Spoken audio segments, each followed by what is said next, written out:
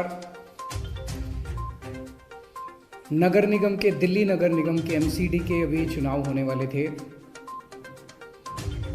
9 तारीख को जो दिल्ली चुनाव आयोग है, स्टेट इलेक्शन कमीशन है दिल्ली का, उन्होंने सुबह सुबह एक प्रेस इनविटेशन भेजा कि आज शाम को 5 बजे चुनाव आयोग एमसीडी के चुनावों की तारीख का ऐलान करेगा, डेट्स ऐलान करेगा, किस तारीख को नॉमिनेशन होगा, किस तारीख को विड्रॉ किया जा सकता है, चुनाव किस तारीख को होंगे। शाम को 5 बजे चुनावों का ऐलान होना था, तारीखों का ऐलान होना था।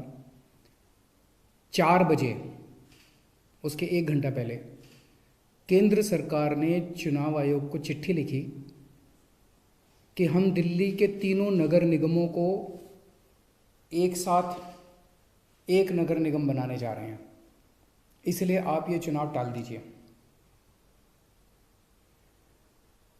5 बजे चुनाव आयोग ने चुनावों केंद्र सरकार के कहे के मुताबिक चुनाव टालने का ऐलान कर दिया। शायद भारत के इतिहास में पिछले 75 साल में आज़ादी के बाद से पहली बार ऐसा हुआ होगा कि केंद्र सरकार ने सीधे किसी राज्य के चुनाव आयोग को चिट्ठी लिख के चुनाव टालने के लिए कहा है। लोगों के अंदर बातचीत चल रही है कि 2-3 बातें चल रही हैं। 7 साल से 8 साल से केंद्र में भारतीय जनता पार्टी की सरकार है। 8 साल, अगर इनको तीनों एमसीडीज को एक साथ करना था, इकट्ठा करना था, 8 साल में इन्होंने क्यों नहीं किया?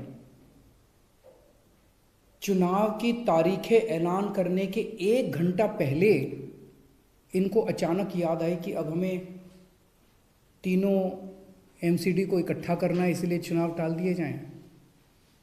तो लोग कह रहे हैं कि एमसीडी को इकट्ठा करना, एक करना तो बहाना है, मकसद चुनाव टालने का था। क्योंकि बीजेपी को लग रहा था कि दिल्ली में अब अगर चुनाव होंगे तो आम आदमी पार्टी की ज़बरदस्त लहर है, बीजेपी उस लहर में बह जाएगी और बीजेपी हार जाएगी, इसलिए चुनाव टालने के मंशा से ये किया गया। दूसरा, ये भी लोग कह रहे हैं कि चुनावों का तीनों नगर निगम एक साथ करने से क्या लेना देना है। आज 3 नगर निगम हैं दिल्ली में, 272 वार्ड हैं, कुछ इसमें कुछ इसमें कुछ इसमें। तो तीनों नगर निगम के काउंसलर अपने अलग अलग नगर निगम में बैठते हैं। चुनाव हो जाने दीजिए, अगर तीनों को इकट्ठा भी कर दोगे आप तो वो एक जगह बैठने लग जाएंगे। दोबारा चुनाव कराने की क्या जरूरत है? अभी चुनाव रोकने की क्या जरूरत है? चुनाव टालने की क्या जरूरत है? चुनाव करवाओ, नए काउंसलर आएंगे और नए काउंसलर जो भी आएंगे वो जब तक तीनों नगर निगम है तीनों में बैठ जाएंगे, एक नगर निगम होगा वो एक साथ आके बैठ जाएंगे। तो चुनाव टालने की तो ज़रूरत ही नहीं थी। लेकिन मकसद तीनों नगर निगम एक साथ करने का नहीं था। अगर करना होता तो 7 साल में कर लेते ये लोग। मकसद था चुनाव टालने का। ये देश के लिए अच्छा नहीं है। दोनों चीज़ें अच्छी नहीं हैं। जो केंद्र सरकार ने चिट्ठी लिख के चुनाव टालने को कहा वो भी ठीक नहीं है, और चुनाव आयोग केंद्र सरकार के सामने झुक गया और चुनाव टाल दिए, ये भी अच्छा नहीं है जनतंत्र के लिए।